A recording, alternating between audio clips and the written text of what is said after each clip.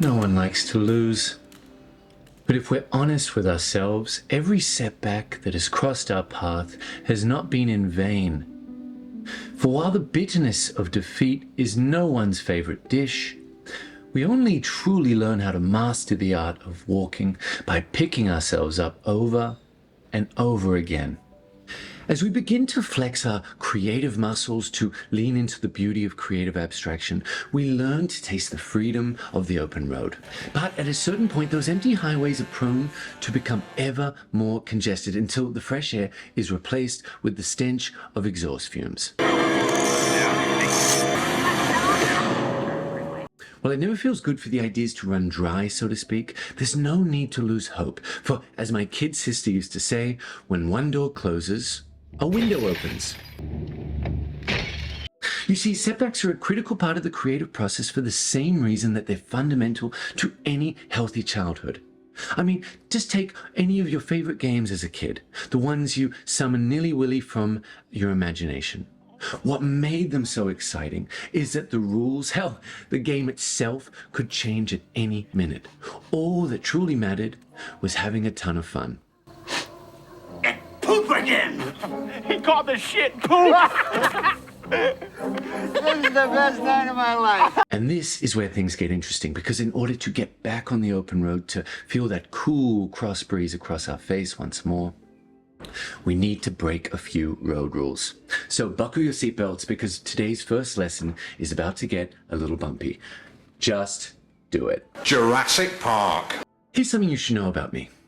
I hate being misunderstood, speaking my mind and having it fall on deaf ears. So when I made the decision to relocate to move to Lisboa, my current home, last year, I was consumed by the fear of looking like a fool with my broken Portuguese. Unfortunately, she cannot speak French, just like you.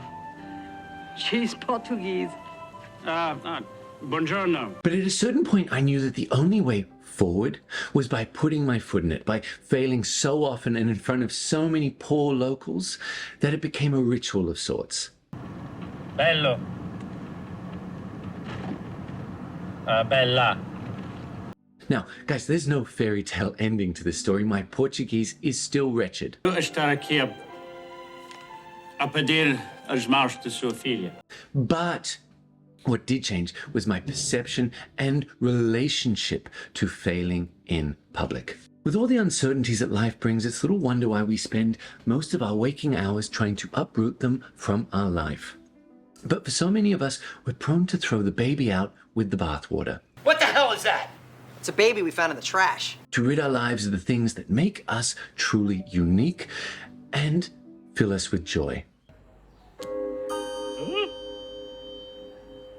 Homie, I think someone is saying hello. Because an essential part of play is embracing the unknown, getting lost in the shadows.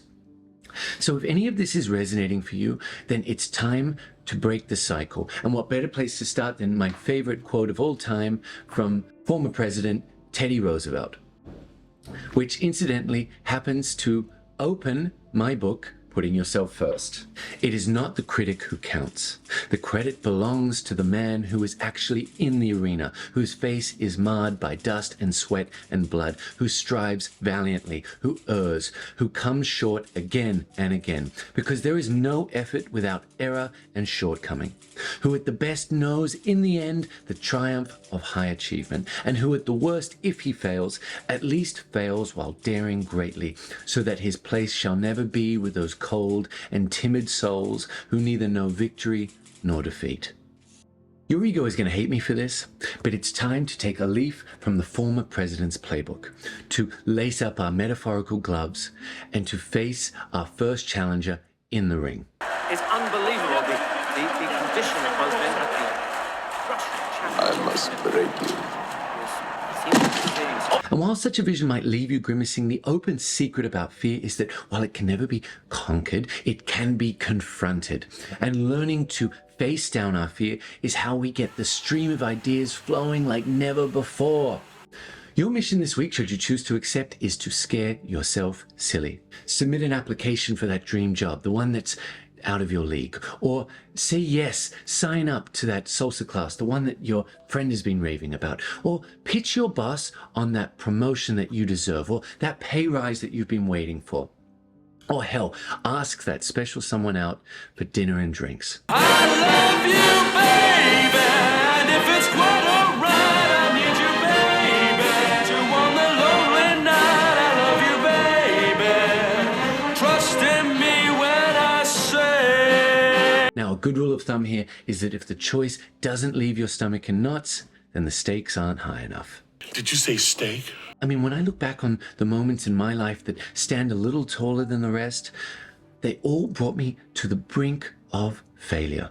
Because those moments where I was flying by the seat of my pants, making my debut film in Romania, or getting up the courage to talk to the most beautiful woman on the dance floor, proved that my capacity for courage was within my control.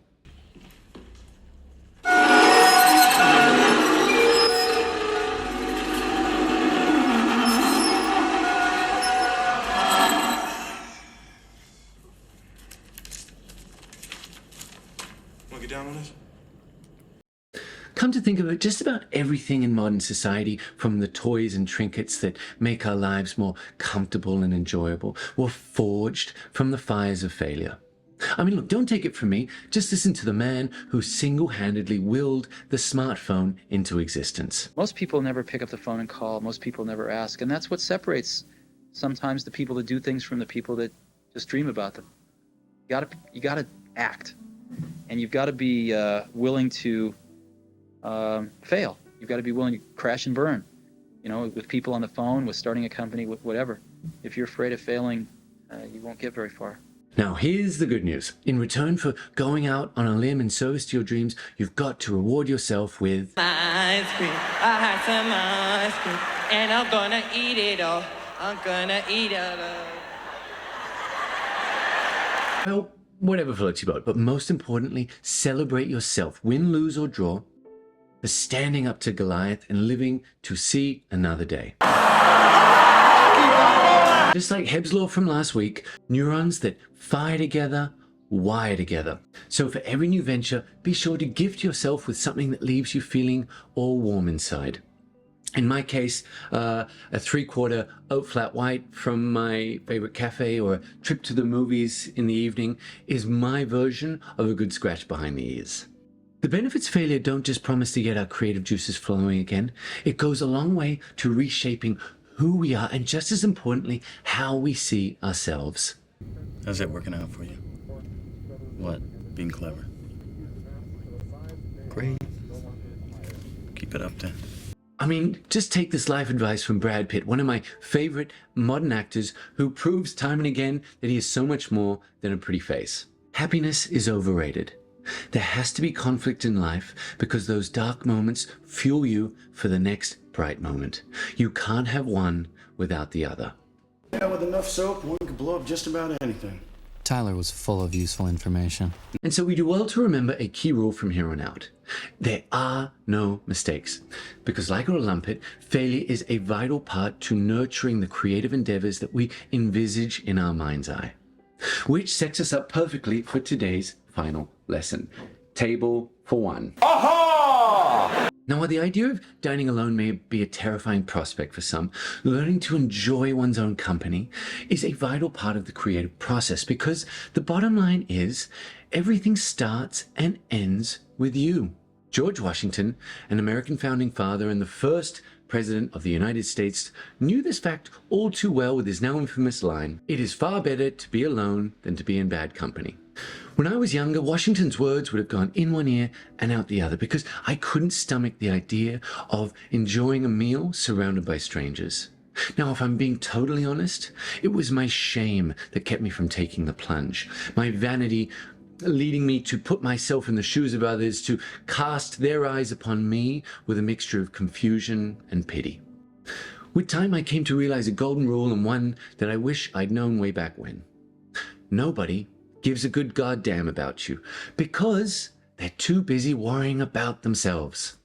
Then I apply an herb mint facial mask, which I leave on for 10 minutes while I prepare the rest of my routine. For those who are intimately familiar with the constricting power of shame, Zadie Smith offers some wise words on the subject. I don't think there's any point in self-flagellation and feeling sorry for yourself and thinking how terrible you are. But shame is a kind of productive thing to create change. When I moved to Los Angeles in my early 20s, I began to confront this irrational fear, to take myself to breakfast and then lunch and finally a dinner here or there. And while my shame still plagued me at the best of times, the company of a good book or podcast went a long way to softening the worst of it. I actually ordered a small orange juice. Oh, well, that's okay. My mistake, just keep it. Oh. He's Mr. Lucky Duck. That's one lucky duck. Much like my Hall of Fame moments of scaring myself silly, directing films, or falling in love, learning to dine alone has been instrumental to my evolution. Because it has not only empowered me to dig a little deeper into myself, but it is a constant reminder that I am so much more than the stories I tell myself. Because when we face down our fear, we not only trigger a ripple effect of creative expression, we encourage and expand our capacity for love and curiosity. So if you're sick and tired of letting your ego and shame call the shots, then it's time to shake things up.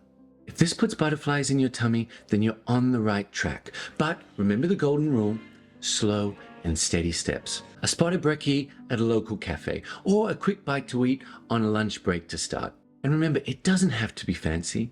It just needs to be different. It's unusual. Now this is where it gets exciting, because if you're brave enough to leave your phone stashed in a jacket pocket or handbag, you allow yourself to engage the present moment, to tap back into the five senses. What do we see, hear, touch, taste, and smell? And more importantly, what do these emotions, discoveries leave you feeling? And what do they remind you of? Because the more we can get lost in the details, the more exciting things become. We just had a near-life experience. So guys, if you take one lesson from today, let it be this: life is for living. And the only way to know who you are and what you are truly capable of is by stretching yourself, by identifying the things that scare you and confronting them over and over again. This week, each one of you has a homework assignment. You're gonna go out, you're gonna start a fight with a total stranger. You're gonna start a fight, and you're gonna lose.